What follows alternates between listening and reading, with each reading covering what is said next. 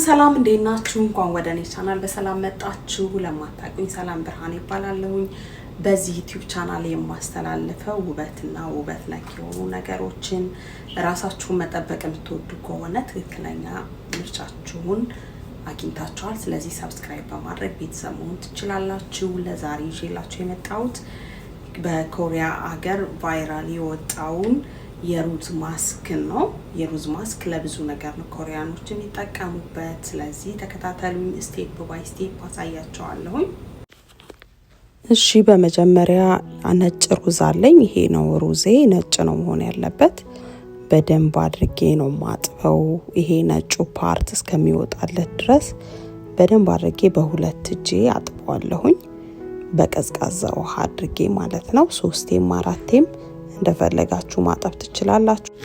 ሩዜን ያጠብኩበትን ውሃ ደግሞ ለአትክልት ስለምፈልገው አትክልት ላይ ብታፈሱት ሞር ለአትክልቶቹ ይጠቅማቸዋል። ቤት ውስጥ አትክልት ካላችሁ እሱ ላይ ማፍሰስ ትችላላችሁ።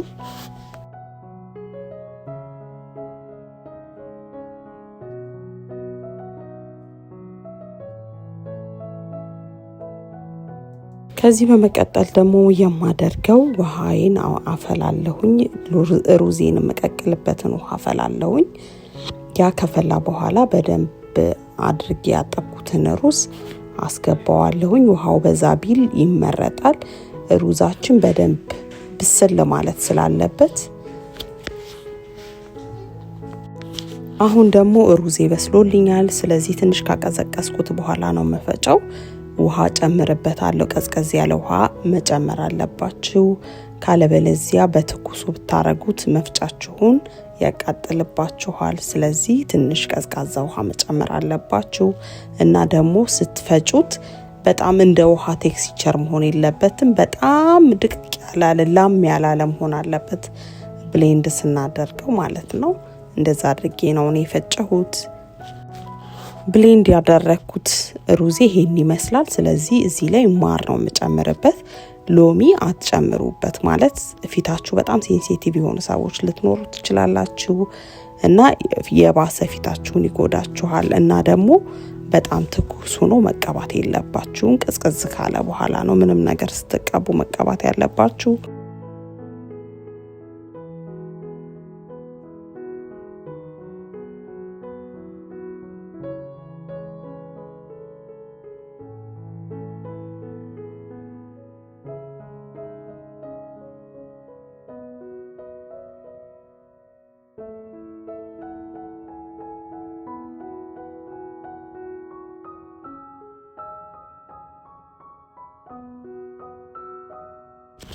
አሁን ደግሞ የሩዝ ማስክ ስንቀባ የምናገኛቸውን 5 ጥቅሞች እነግራችኋለሁ። የሩዝ ማስክ ስንቀባ ፊታችንን ያቀላዋል።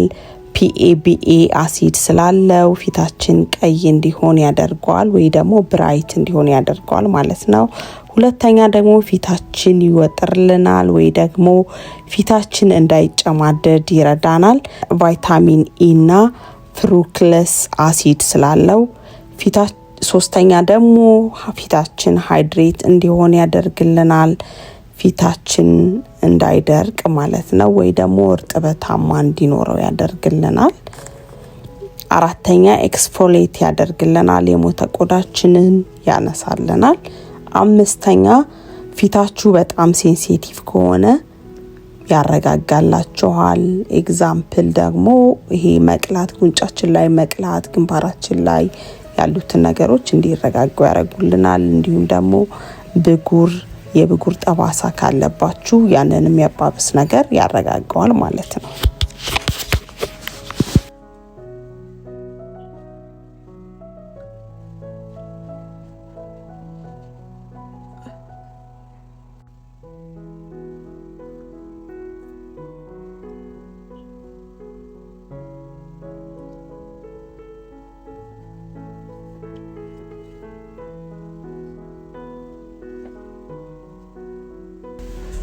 ለዛሬ ያስኩላችሁ ቪዲዮ ይሄን ይመስል ነበር። ፊቴ ጥርት ብርት ብሏል።